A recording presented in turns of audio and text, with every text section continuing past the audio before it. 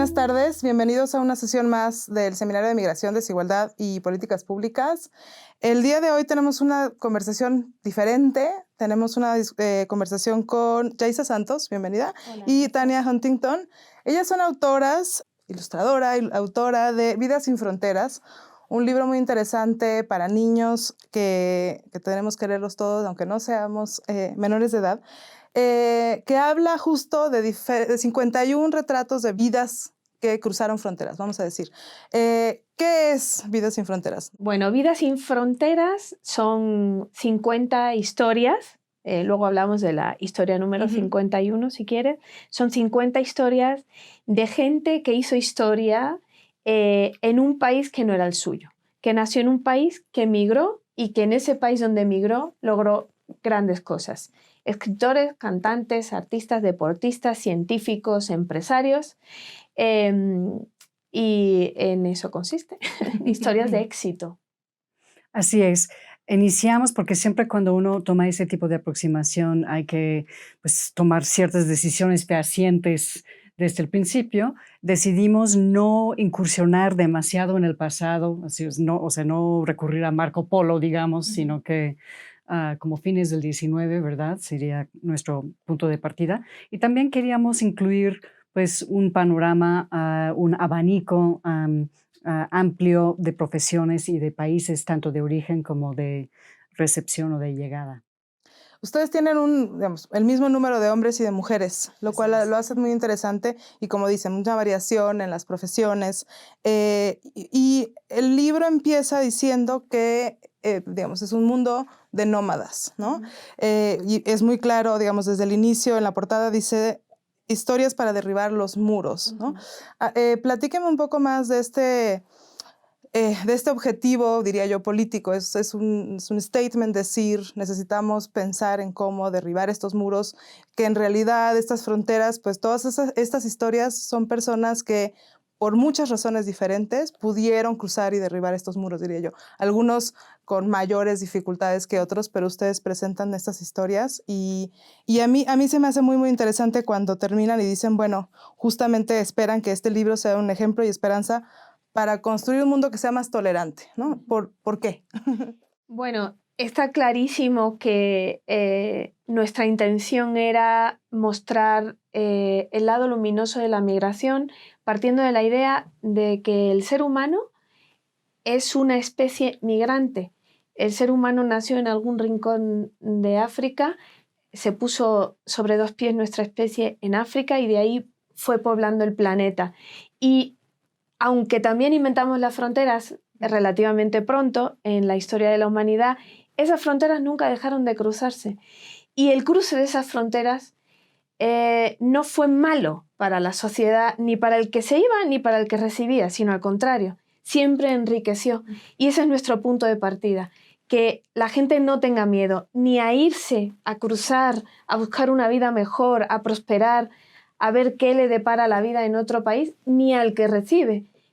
Esos que vienen, que muchas veces los reciben con un discurso de odio o de miedo, de ahí viene la palabra xenofobia, no otra cosa, sino son gente que quiere lo mismo que nosotros y que dentro de esa gente pues quizá haya incluso gente brillantísima que pueda lograr grandes cosas y aportar a nuestra sociedad grandes cosas, ¿no? Ese es nuestro punto de vista. Y agregaría además, tal y como ha dicho Yaisa, estas fronteras siempre se han cruzado y por otro lado, estas fronteras nunca han acabado de moverse porque no hay fronteras estables. Quizás desde nuestra perspectiva limitada de una sola vida nos parece que pues hay cierta permanencia en las fronteras que nos separan de otros países. Y sin embargo, pues tanto la idea de nación moderna es relativamente reciente y las fronteras, si vemos, de repente eso sí me gusta del Internet. Están esos como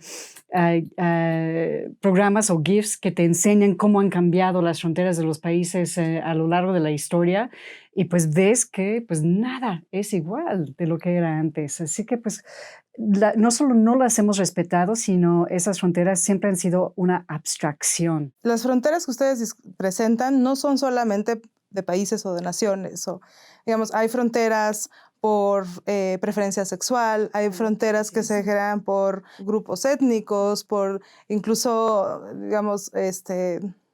Pensar por ser mujer, ¿no? Digamos, platíquenme de esas otras fronteras y quizás, digamos, las que no son fronteras nacionales, pero con ejemplos, quizás, no sé, que ustedes hablan mucho del efecto de las guerras, pero también al mismo tiempo es muy esperanzador lo que sucede después, ¿no? Hablan de las persecuciones por la preferencia sexual o simplemente por tener un color de piel o por ser de cierta religión, o por, digamos, hay un montón de ejemplos de estas persecuciones que en realidad no son persecuciones o discriminación necesariamente por el lugar de nacimiento. Pues los sociólogos hablan mucho de push-pull factors, ¿no? O sea, factores que te empujan o te jalan hacia otro lugar. Y son muy diversos y sí queríamos incluir un poco esa diversidad. Hay casos aquí de vida o muerte, pero también hay casos de pues, alguien que quiso estudiar en una universidad más propicia para sus ideas y sus inventos, como fue el caso de Elon Musk, por ejemplo. Así que pues compararlo a él con Einstein pues revela que son experiencias de migración drásticamente distintas. Y sin embargo, pues los dos lograron mal que bien posicionarse en un lugar que iba a dar vuelo a su genio o su posibilidad de contribuir algo a la sociedad. Así que pues queríamos un poco justamente, la gente de repente piensa en la migración como una cosa anónima, homogénea, la misma historia, y queríamos mostrar justamente la multiplicidad de experiencias y la diversidad de factores que se involucran en estas historias. Sí, está, por ejemplo, la frontera de ser mujer para Janir Siali, por ejemplo, que escapó de un matrimonio concertado de Somalia, justo en su camino a Canadá, donde lo iba a encontrar su futuro esposo al que apenas conocía, y se escapa en Alemania y cruza a Holanda y ahí pide el refugio. Está la frontera de la raza, está Miriam Makeba, que fue expulsada de Sudáfrica, digamos, no la dejaron entrar en Sudáfrica por su postura política contra el apartheid, y está James Baldwin, que huye de Estados Unidos, digamos, en un momento de lucha de derechos civiles, porque en París, dada su condición de negro y de homosexual, iba digamos, desarrollar su arte mejor. Esas son las fronteras que quisimos enseñar, aparte de las políticas, por supuesto. Gente que huyó de países comunistas a países occidentales, o el Holocausto, que digamos es el ejemplo máximo de persecución a otro congénere, ¿no? Como el de Billy Wilder. Y con esto del Holocausto tuvimos ahí mucha discusión, porque no queríamos mostrar a gente que sí murió desgraciadamente en el Holocausto, que acabó asesinada en la cámara de gas, sino, digamos, a la que escapó y triunfó, ¿no? No era necesario, como era un libro para niños también, y mostrar la cara feliz, como Billy Wilder, pues digo, sí, escapó, él sí, y no dejamos de esconder esa realidad dolorosa que sí pasó. Pero hacer hincapié en el hecho de que escaparon los que escaparon debido a que alguien les echó la mano, alguien les ayudó. Y decir que incluso en una situación tan extrema de odio como es el genocidio, existe la posibilidad de que nuestra calidad humana pueda vencer, aunque sea a un mínimo nivel, ¿no? A un nivel individual, esos procesos tan terribles. A mí me llama mucho la atención, digamos, al leer el libro, el uso del lenguaje, porque es un libro para niños que habla de temas muy complicados que muchas veces no se discuten o que se discuten muchas veces incluso como tabú, o que, no sé, alguien pregunta y que son difíciles para los padres muchas veces hablar, ¿no? Y ahí, no sé, un poco les preguntaría cómo se acompaña el lenguaje visual con el lenguaje gráfico para transmitir estos temas que son difíciles de comunicar o discutir en una... Pues de entrada el tema que dices de la como censura a temas infantiles, porque un poco es eso lo que estás diciendo. A mí siempre me gusta citar a Bruno Bettelheim, está un poco fechado ya quizás, pero su tesis parteaguas, que él trabajaba justamente con niños sobrevivientes del Holocausto, era que sanitizar a los cuentos de hadas no ayuda, porque los niños han sido expuestos a situaciones traumáticas y están conscientes, a lo mejor lo han visto en la tele, o a lo mejor lo han visto en la calle, o a lo mejor les ha tocado en carne propia. No podemos tratarlos como unos angelitos inocentes que no están listos para saber que hay cosas malas en el mundo, porque ya se han dado cuenta. Es justamente darles esas herramientas, a través de estas historias, de saber que incluso en la adversidad hay una manera, hay un camino para salir adelante. Así que pues por eso no quisimos, digamos, ocultar, ¿no? Sí. Y como bien dice Yaisa, tampoco quizás poner 50 historias que acaben en la muerte opresiva, ¿no? O sea, encontrar como ese balance. Bueno, no solamente está ese aspecto de que al niño en las historias modernas, digamos, que se escriben para ellos o que se hacen en la televisión para ellos, yo lo observo con las caricaturas para mis hijos, la relativización del mal, ¿no? Parece, el ejemplo, digamos, es un poco tonto, pero Dora la Exploradora. Si uno observa a Dora la Exploradora desde ese punto de vista, la maldad no existe. Es decir, oye, en los cuentos de hadas tradicionales uno tiene perfectamente establecido cuál es el mal. Y eso para los niños es importante, que sepan que existe el mal, porque si no, cuando sean adultos, no sé cómo le van a hacer frente a las cosas negativas de la vida. Eso por un lado. Y luego tienes razón, en lo del lenguaje también tuvimos mucha discusión, Anushka y yo, de cómo tratar la homosexualidad, cómo tratar el holocausto. Y entonces ella me dijo una frase, pues así nomás, o sea, de la manera más natural, ¿no? Ella tiene mucha más experiencia que yo en libros para niños, porque ha escrito varios, y yo nunca había escrito para niños. Entonces yo sí tenía miedo de que el lenguaje no fuera el adecuado, pero la prueba de fuego eran nuestros propios hijos. No, y creo que esa palabra justamente natural es algo que describe a la lectura, ¿no? Y también las ilustraciones también creo que lo hacen un poco más natural porque, digamos, todo el ambiente alrededor se puede observar como algo muy natural también, ¿no? No sé, digamos, incluso hablando de las guerras o hablando de la persecución, ¿no? Digamos, no sé, es bastante optimista en el fondo, ¿no? Todo lo que muestran. Hemos hablado mucho aquí y yo en otros foros sobre la importancia de cambiar la narrativa en torno a la migración, en torno a esta visión negativa que gana muchas veces en los medios, en los discursos políticos. Y a mí al leer el libro lo que más me gustó es que creo que es justo un cambio de narrativa que se dirige a los niños pensando en que son digamos, los que van a aportar este cambio en el largo plazo. Pero digamos que en este cambio de narrativa han tenido, no sé, dificultades ustedes mismas que vencer en este proceso editorial o en la recepción o simplemente con, digamos, el público, los niños, los lectores, los padres que dicen que se escandalizan quizás incluso por algunas historias, o ha habido digamos, esta reacción negativa ante el cambio de narrativa? No, la reacción con el público ha sido en estos meses maravillosa, tanto en los medios como en la gente, y ya nos están llamando de escuelas para ir a hablar del tema, escuelas que son bilingües, que tienen muchos niños de otros países.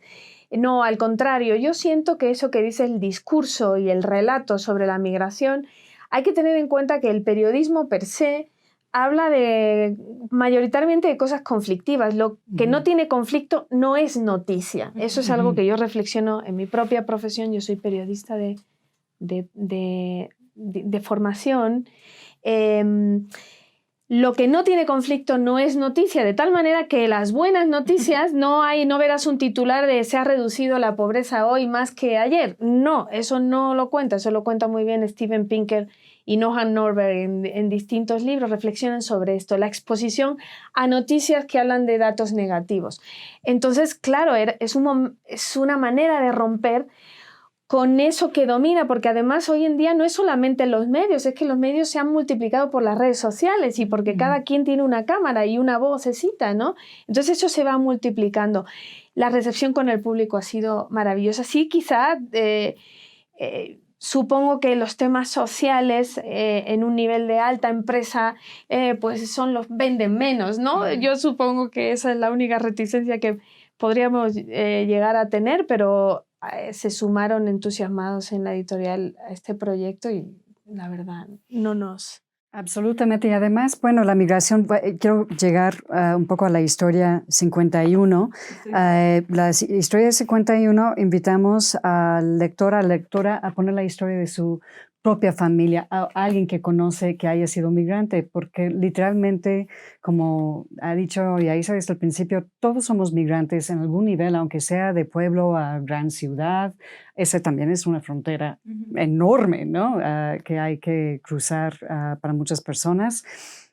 Pero decir que, que la migración también puede tener como muchos finales felices y como sea, tiene una presencia en nuestra vida, porque a estos jóvenes les ha tocado y a nosotros también como generación mayor, una época en que hay más migración que nunca, o sea, es sin precedentes, somos más humanos y estamos cambiando de lugar. Entonces, pues necesitamos encontrar una narrativa o una manera de contar esta historia o todas estas historias, ¿no les parece? Que no sea como la manera dicotómica o maniqueísta que ha prevalecido quizás hasta el momento. ¿Y han podido leer algunas de estas estas historias, de la historia 51? A mí me encantaría verlas. Yo estoy pensando en proponer a la editorial que los lectores puedan mandar.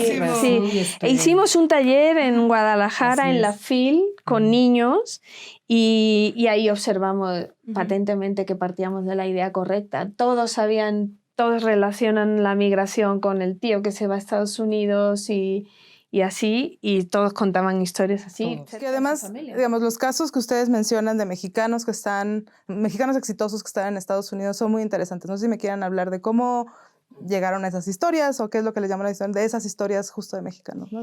Historias nos sobraban, más bien tuvimos que descartar historias. Además, son muy variadas entre sí, porque, por ejemplo, la historia de César Millán no tiene nada que ver con la historia del doctor Quiñones Hinojosa, y a pesar de eso, sí se parece en el hecho de cruzar la frontera sin documentos y tener que conseguir documentos y luchar por lo que uno quiere. La historia del doctor Quiñones, la verdad, es paradigmática y es felicísima, porque él de niño era de una familia numerosa, de una familia con escasos recursos, con una inteligencia increíble. Él de niño vendía dulces en los semáforos en Mexicali. Empezó cruzando de bracero cuando la línea era literalmente una línea y se podía cruzar más fácilmente y no había estas fronteras tan altas. Y hasta que ya, o sea, él estudió incluso en una normal para ser maestro, pero siempre quería más. Finalmente cruzó a Estados Unidos con la intención de quedarse y de prosperar. Trabajó en el campo, trabajó en fábricas, y a partir de un accidente que tuvo en un tanque en una de estas industrias, él dijo, no, yo quiero ser doctor. Y la gente lo tachaba de loco. Pues, un inmigrante indocumentado no va a ser doctor. Pasó la amnistía de Reagan. Gracias a esa amnistía consiguió sus papeles, entró en Berkeley, de Berkeley a Harvard, y de Harvard al Johns Hopkins, donde es neurocirujano y uno de los más exitosos del mundo. Entonces dices, wow, o sea, no, si uno piensa en ese caso, ve la migración de otra manera.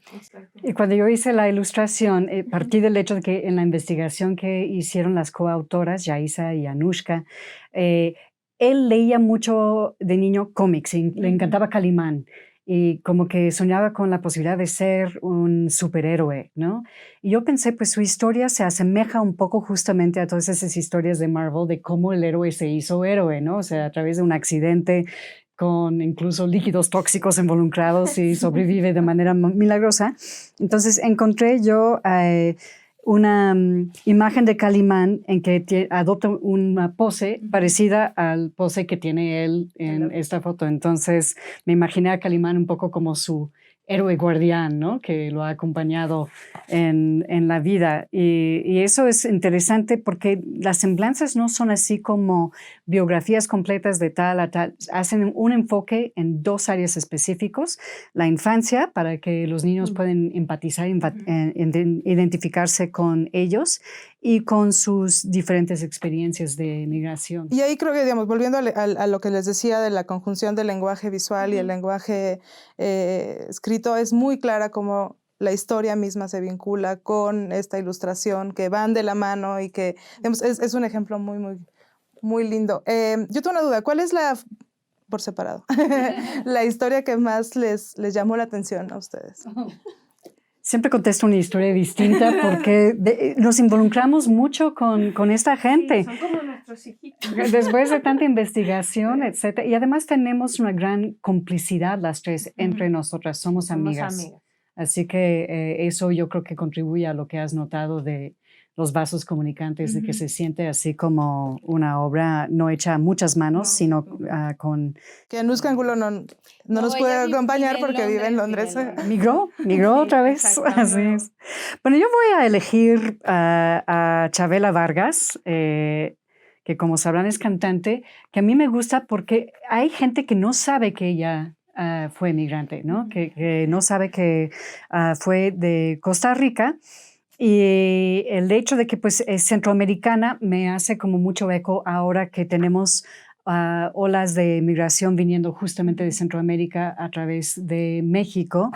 Siempre me ha encantado su música, su voz de grava, su presencia.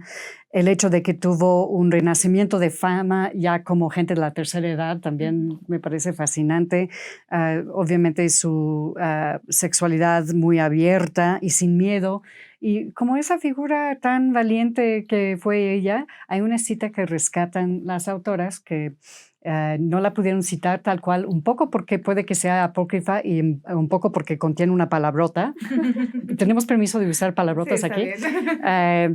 Que es que en algún momento alguien sí le increpó, pero pues usted no es mexicana, usted es costarricense. Y ella responde famosamente, los mexicanos nacemos donde se nos da la chingada gana. Y yo me identifico con esa frase, ¿no? Así como decir, no, siempre es un dilema que tanto adoptas la cultura de tu país anfitrión, que tanto se queda de tus costumbres anteriores, tu cultura anterior. Pero me encanta el arrojo de esta gran cantante, esta gran figura de decir, la mexicanidad no tiene fronteras, ¿no? Que además es cierto que es es un personaje que todos conocemos, ¿no? Pero que creo que justo, como dices, resalta un montón de cosas que ponen muchas veces al mexicano en una posición complicada, porque ahora, desde siempre, pero ahora es más notorio que tenemos que acoger a migrantes que llegan, ¿no? Ahorita regresamos a esa parte del papel de México, pero sí, ¿cuál es tu, yo, bueno, voy a elegir, favorito? bueno, yo tengo muchos favoritos, pero por esta vez escogeré, sí, casi todos son favoritos, Sí. es lo que dice, yo voy a escoger a Joseph Pulitzer. Buenísimo, porque tengo una pregunta. Buenísimo. Que él nació en Hungría, entonces era el Imperio Austrohúngaro. En esta historia incluimos esa cosa. Bueno, pues si el Imperio Austrohúngaro ahora son 13 países, imagínate si las fronteras cambian. Pulitzer llegó a Estados Unidos como voluntario de la guerra civil, de la guerra de secesión, sin saber una palabra de inglés, solo sabía alemán. Lo pasó tan mal sin saber inglés que después de la guerra se fue a San Luis, a un pueblecito de Missouri, donde sí hablaban todos alemán. Y en San Luis él fundó un periódico y ahí fue el inventor, digamos, de los titulares modernos. Antes los periódicos eran como un blur. Él inventa esta concepción de los titulares modernos, triunfa en San Luis y de San Luis se va a Nueva York. Pulitzer da nombre, digamos, al Nobel de los periodistas, pero no solo eso, Pulitzer tiene una historia mucho más bonita y es que a él se le ocurrió, en lugar de encargar a un multimillonario que financiara el pedestal de la Estatua de la Libertad, cuando Francia le hizo este regalo, a través de su periódico hacer lo que hoy llamaríamos un crowdfunding. Entonces, que cada quien diera lo que quisiera, un centavo para el pedestal, para financiar el pedestal, y todo aquel que diera el dinero que él quisiera, figuraría su nombre en el pedestal. Entonces, a través de su periódico contribuyó a la construcción de la Estatua de la Libertad, que es el símbolo por excelencia de la migración. Al principio de nuestra investigación, Anushka y yo fuimos a la isla de Ellis, además, y ahí nos dimos cuenta de muchas cosas interesantes, entre ellas que la reticencia y el miedo y el acoso, la agresividad contra los migrantes fue siempre generalizada, aunque tengamos la idea de que no, quizá ahora se acepte incluso más. Me encanta que hayas hablado de Pulitzer, porque yo justo iba a preguntar sobre la imagen de la Estatua de la Libertad, que sí, tal cual, también fui al pedestal de la estatua y también ahí aprendí sobre la historia de Pulitzer. Y creo que en realidad lo que es interesante para mí de esa parte del crowdfunding es que no solamente hace partícipes a todo de este gran evento que celebra la llegada de todos, sino que también resalta que los migrantes están construyendo a Estados Unidos de una forma, digamos, sin necesitar la ayuda de este ente de gobierno o, no sé, administración. Es como nosotros estamos trabajando por construir este gran símbolo de América. Por supuesto. ¿No? Otra de las historias que lo ilustran es Madeleine Albright, que llega a ser secretaria de Estado, el máximo puesto político después del presidente. Y ella habla de cómo vio Nueva York entre la bruma al llegar. Claro, ahora ese misticismo ya no está en la migración, pero uno se imagina lo que tenía que ser migrante, llegar en barco, la Estatua de la Libertad, Nueva York en la bruma. Se ponen los pelos, mira, se pusieron los pelos de punta, ¿no? Sí. Y ella rescata esta idea de nuestro país es un gran país, es este país que da la oportunidad a todos, es este país que fue construido por todos y que está siendo construido por todos. Ahora, hablemos de México. Ustedes dos son nacidas en otros países, de España y Estados Unidos. Si quieren compartir un poco su vida sin fronteras, cómo llegaron aquí, pero también un poco cómo han tenido que sortear distintas dificultades al ser extranjeras en México, en un país tradicionalmente de emigración, que muchas veces no se reconoce como... Ciertamente, y es una muy buena pregunta. O sea, nos llamó la atención el tema porque nos identificamos de manera personal y directa con el concepto de la migración, pero nosotras formamos parte, digamos, de un nuevo tipo de migración que sí encontramos un par de figuras que corresponden a ello para el libro, que es como una existencia transterritorial, ¿me explico? Y es incluso muy diferente a mi experiencia de llegar a México por primera vez en el 91 para estudiar letras comparadas en la UNAM, antes de que hubiera internet, cuando la larga distancia era muy cara. El correo funciona, pero digamos no es impecable en términos de, o sea, hoy día se puede pedir un paquete y llega sin problemas. Antes siempre llegaba con esa como etiquetita de aduanas de ven a vernos y vamos a ver cuánto te multamos porque te quisieron enviar esto. Así que pues toda esa globalización que se ha producido, antes del TLC aquí no operaba tanto. Y hoy día mi experiencia como migrante es muy distinta porque literalmente puedo hablar diario con mi madre vía FaceTime. Si hace el caso, no se siente uno tan desconectada de la cultura de origen. Y pues gracias a que he trabajado mucho, tengo una educación superior, vine como de una familia que me empujó para adelante, o sea, tuve muchísimas ventajas. Ahora pues sí puedo regresar a mi país de origen un par de veces al año para visitar a parientes, etcétera. Muy distinto, ¿verdad? A gente que al cambiar de país sabe que nunca va a volver, ya sea por razones políticas como Picasso que dijo no volveré y no volvió, o gente que pues no puedes volver a un país que ya no existe. Bueno, como Sonita Elizadeh, la rapera afgana, ¿no? Ella, pues, ella es la más joven de nuestras historias, que tiene 19 años o 20, que es rapera y por supuesto en estas condiciones no va a volver. No va a poder volver a Afganistán.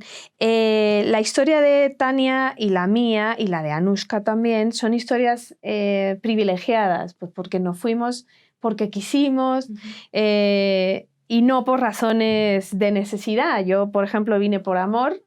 Mi actual marido y padre de mis hijos es mexicano. Él mismo, su familia es familia de exiliados españoles, entonces en su familia también está este concepto de migración. Yo tengo abuelos que tuvieron que emigrar a Alemania por razones económicas. La migración siempre ha estado muy presente en nuestras familias y para mí es una cosa connatural. Yo también en España me moví de una ciudad pequeñita a Madrid y ese cambio ya fue muy grande y eso que decía Tania antes hay que destacarlo. Por eso en la historia 51 hacíamos hincapié. El cambio de la provincia a la capital o del campo a la ciudad es un cambio brutal, es enorme, es casi mayor que pasar de una gran ciudad de un país a otra gran ciudad de otro, completamente, ¿no? Mi experiencia siempre ha sido feliz en México. Este verdaderamente es mi país. Y trabajo aquí muy feliz y pago impuestos aquí muy feliz. Yo siempre digo que uno es de donde paga impuestos, entonces pues yo soy de aquí. Y claro, no tiene nada que ver mi experiencia con una experiencia de alguien que haya tenido que salir por necesidad, que digamos que ya parte con el ánimo, con el desánimo, ¿sí? Y por eso también es este libro. Es bueno, no se desanimen, ¿no? Pueden que las circunstancias hayan sido difíciles, pero se pueden sobreponer. Yo también soy de familia de migrantes y me encanta la historia que dices del hablar, porque me acuerdo que cuando hablábamos a Perú con mi abuela, teníamos un reloj de arena que lo poníamos porque era lo máximo que se podía hablar. Y hablábamos, mi mamá, mi hermana, mi papá y yo saludábamos rapidísimo y ha cambiado mucho. Sí, afortunadamente. Y yo igual que, bueno, yo tengo mi pasaporte mexicano, he tenido 2 maridos mexicanos, el segundo es el bueno. Mis hijos son mexicanos, mis hijastros son mis mejores. Así que pues uno sí, mi gran mentor, yo estudié el posgrado con él, fue José Emilio Pacheco, y él decía, pues uno debería de poder elegir su país, ¿no? No debería de ser únicamente producto del accidente del nacimiento. El nacimiento es un accidente. Y pues no es por voluntad propia, sobre todo. Así que pues sí queríamos dar ese aire celebratorio, pero a la vez reconociendo que para mucha gente sí se trata de estar en una situación de máxima desesperación. No perdemos de vista que los migrantes suelen ser personas o que empezaron desde cero o les quitaron todo, ¿no? Y pues nuestra admiración, por lo tanto, crece cuando vemos lo que fueron capaces de lograr, incluso bajo esas circunstancias, muchas de esas personas. Vamos a tener que empezar a cerrar y siempre, digamos, es una discusión hoy diferente porque normalmente tenemos sociólogos y hay un lenguaje diferente, pero me encanta poder hablar también de la migración, diría yo, digamos, en el arte y la cultura de una manera distinta. Claro. Y siempre pregunto sobre la creación de desigualdades, cómo hay políticas que incluso, digamos, aumentan o disminuyen desigualdades y qué políticas públicas se necesitarían para poder combatir estas desigualdades. Les voy a hacer la misma pregunta que siempre le hago a todos, pero no sé si quieran hablar de estas políticas públicas más bien enfocadas a la industria editorial o a la industria o al arte en general, a los presupuestos a veces limitados para fomentar el arte y hasta qué punto, digamos, la migración está más o menos presente en estas políticas públicas o qué necesitaríamos como política para tratar de que disminuyan estas desigualdades. Yo creo que en las artes siempre hemos tenido bastante claro que los artes se mueren sin ese oxígeno que da el contacto con otras culturas y otros idiomas y otras posibilidades. O sea, logro pagar mis cuentas aquí como poeta y como artista plástica y como teatrera porque puedo traducir de un idioma a otro, ¿no? Y eso siempre va a haber una necesidad, ¿cierto? De como compartir esa cuestión cultural. Si no lo hacemos, acabamos con un diálogo de sordos terrible y eso es lo que da al tipo de políticas que estamos viendo actualmente. Y creo que incluso en México, digamos, algo que estuve estudiando recientemente por cuestiones de contexto, voy a escribir una obra de teatro sobre María Izquierdo, incluso como cuando el nacionalismo artístico prevalecía aquí, el famoso caso de, ya sabes, los 3 grandes, Rivera, Siqueiros, quizás los más vocales en términos de un arte nacionalista. Pues el propio Rivera hizo un tour de Europa para estudiar murales y arte antes de regresar a fundar ese arte mexicanísimo. Y siempre para cada movimiento nacionalista que dice extranjeros no, va a haber otro que se abrace a que lleguen los migrantes y que nos da la bienvenida, ¿no? Así que yo creo que desde las artes como que lo tenemos mucho mejor digerido incluso que desde la perspectiva de los economistas, etcétera, que están balanceando como otro tipo de factores. Eso dicho, yo antes trabajaba en un centro de estudios latinoamericano, americanos. No creo que haya disciplina que no reconozca que la migración es fundamentalmente buena para la humanidad en el rubro que quieras. Bueno, estamos en una casa que no existiría de no haber sido por esos movimientos, ¿no? En el Colegio de México, que empezó siendo la Casa de España y fundado gracias al empeño de Alfonso Reyes y muchos otros, pero por exiliados y refugiados españoles que tanto aportaron a la cultura de este país, no solo los refugiados españoles, sino luego toda la oleada de europeos que vinieron, entre ellos Leonora Carrington, que queda consignada en nuestras páginas. Los latinoamericanos como Ida Vitale, que por también supuesto, sí, exactamente, de Sudamérica procedentes de las dictaduras. Entonces, México es precisamente un país que siempre ha sido culturalmente receptor de migrantes y que se ha visto enriquecido por esa migración permanentemente. Entonces, no se puede ignorar ese hecho. Siempre ha sido mejor México cuando ha tenido ese tipo de política. La política me parece perfectamente clara, ¿no? De acogida al talento y de enriquecerse, ¿no? Okay. Bueno, muchas gracias por venir. Los invito a leer Vidas sin Fronteras, pero sobre todo a escribir la Historia 51. Sí. Creo que esta autorreflexión también, y muchas veces simplemente preguntarle a los padres, ¿de dónde vengo? ¿Tú de dónde vienes? Mi abuela, ¿cómo fue que llegó aquí? Creo que va a ayudar que también muchos niños y muchos adultos se cuestionen por su misma historia y por su vida. Y creo que sí, felicidades. Muchas gracias, Claudia. Bueno, gracias. Gracias. Y los espero en una sesión más del Seminario de Migración, Desigualdad y Políticas Públicas.